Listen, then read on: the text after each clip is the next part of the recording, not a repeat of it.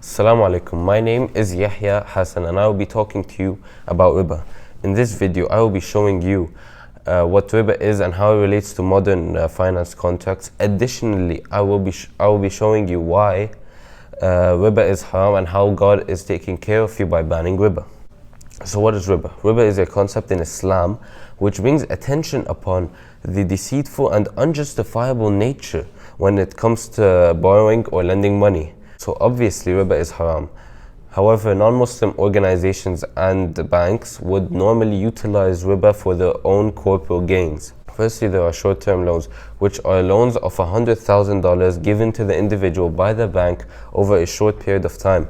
This period of time is usually less than 5 years. Secondly, there are long-term loans, which is when the bank would give out a large sum of cash to a corporation or an individual and expect them to pay it over a long period of time. Thirdly, there are overflows, which is a contractual agreement between the individual and the bank, allowing the individual to actually use up more money than he owns in the bank and then pay this deficit later to the bank over a short period of time. They all involve interest, which is the tool utilized by non-Muslim banks and organizations in order to perform riba.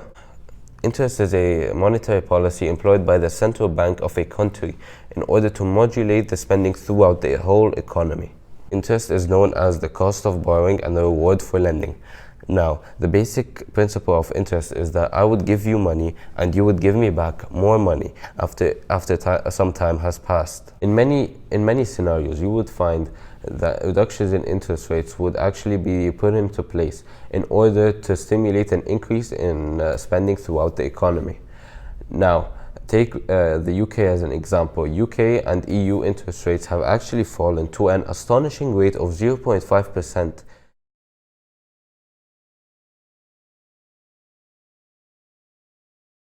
in order to make borrowing, the cost of borrowing very low, so that people would borrow more money, they would have more disposable income, and so would spend money on more goods. Just like interest can increase spending, it can also reduce spending, where if the central bank sees that prices have started to inflate and people have too much money in their hands, the central bank would increase interest rates in order to make it more expensive to borrow money, so that people have less disposable income, they borrow less, and so they would keep the money in their pockets. Here's how the system works. The bank gives out money to individuals and the individuals pay back the money. This money can either be from the bank or from other people's savings. Now, what the lender can do if the borrower fails to repay him his money is take that collateral, sell it, so that the lender could make his money back. It's a foolproof system, right? This system, which I have talked about, was actually the reason as to why the Great Depression of the 1930s actually occurred. Banks in the 1930s would give out money. Banks in the 1930s would give out money left, right, and center without performing any due diligence as to what this money will be used for and the individuals that this money is actually being given to. This resulted with money falling into untrustworthy hands, where some people would actually use money that they have got off banks in order to gamble, buy alcohol, do drugs, you name it. By spending money unfetteredly, this would mean that the money that the bank has given to the individual would not be able to be repaid back to the bank. Here's the problem. This money that was given out by the bank may have been from other people's savings. So now when these people want to request their money, the bank will not be able to supply them money in a short amount of time. People who put their hard-earned cash into the bank would not be able to withdraw their money instantaneously and will have to wait until the bank liquidates the collateral set as security for their money to be given back. So if it's just a matter of time, why is everyone rushing? Here's the rush. It is because when people have a feeling that something is about to happen in the economy which would cause a significant dent in the economy, then people would always try to go to the banks, take their money and transfer it somewhere else. So what caused people to rush in the 1930s? It was the end of World War II. Uncertainty was common. No one knew what would happen in the economy, so they wanted to take their money, put it somewhere else, such as Switzerland, so that their money is not affected by changes that occur in the current economy. As a result of the immense pressure put on banks to give people their money back, the banks were forced to call off current loans and force previous borrowers to pay up quickly. As a result, So many people wanted to take their money from the banks. Now, due to banks pressuring people to pay up quickly, people were forced to cut down their spending in order for them to be able to afford to pay back the loans. The cutting down of spending causes demand-driven deflation. Demand-driven deflation is caused due to people cutting down their spending and having less disposable income to spend on extra goods and services. Now, as cheaper products were in demand, businesses were forced to cut down their costs by reducing the workforce in order for them to be able to supply a product that would be demanded by the average consumer. Here's where the downfall begins. Now, here's how the Great Depression's destructive cycle started to unfold. Banks became bankrupt. This happened because people who borrowed money from the bank were either unemployed or lost the money.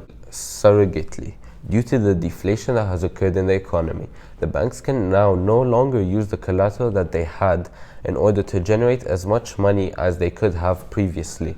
All in all, this meant that prices were starting to dip down, no one had money, and the notorious Great Depression was in full effect. Now, let's not forget that this Great Depression was actually caused by riba.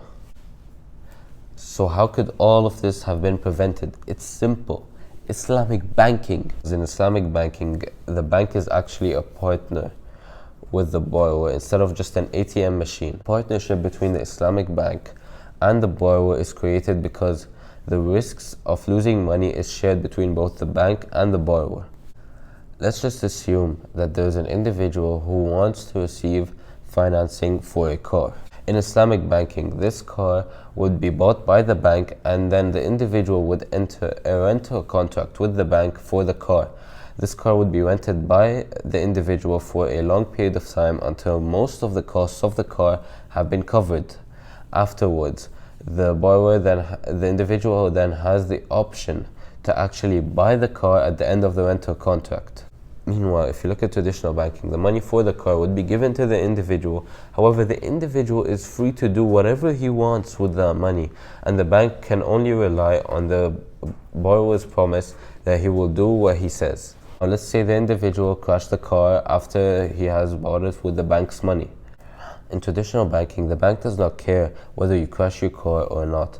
All what the bank cares about is that you pay the money you owe the bank. When you look at Islamic banking, this car is actually owned by the bank, so the bank will have to fix the car for the borrower. Because there is a probability that the bank may actually have to spend money on repairing the car, the bank would look up previous records of the individual to ensure that this individual has not been in many accidents before and there's a lower probability of them being involved in a car crash.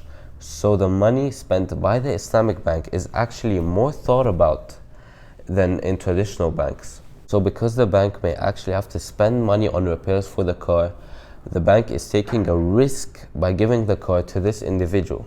This is known as risk sharing. By Allah making riba haram, Allah is forcing us to take a more thoughtful approach towards where the money goes. Events such as the Great Depression will not occur in our beautiful countries. The Great Depression may have been a long time ago, but it is inevitable that something similar will occur. With the UK and the EU being hit with Brexit, the radically increasing debt of African countries to the IMF, and Trump's paradoxical mind, which has led to recent ambiguous decisions such as the embargo with China. All in all, it is clear that a catastrophic event similar to the Great Depression will occur to our world economy if nothing is done about it.